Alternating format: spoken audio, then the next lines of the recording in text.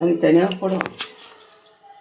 இப்போ பாருங்கள், நெத்திலி க்ளீனாக ஆஞ்சாச்சு. ஆஞ்சிட்டு இப்போ உப்பு போட்டு கழுவிக்கிறோம். உப்பு போட்டு கழுவினா தான் மேலே இருக்கிற பெறால் எல்லாம் வந்துடும். இந்த மாதிரி போட்டு கழுவிக்கணும், தேய்க்கணும், நல்லா உராசணும். உப்பு போட்டு உராசிட்டு தண்ணி ஊற்றி 3 வாட்டி அலசணும்.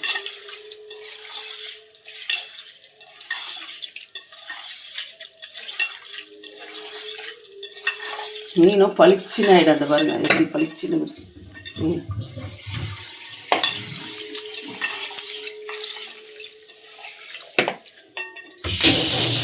அலசிக்கணும் அவ்வளோதான்.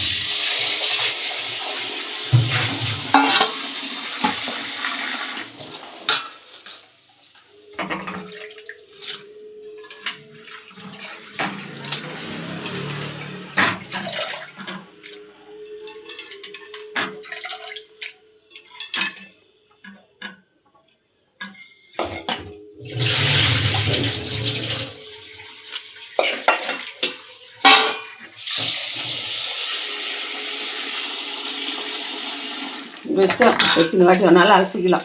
3 வாட்டி மேக்ஸிமம் அலசிடணும்.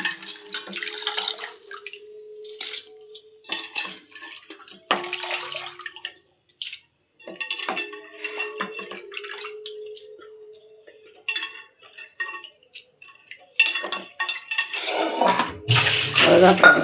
இதனால வச்சுக்கலாம், ஃப்ரை பண்ணுறதுனால பண்ணலாம்.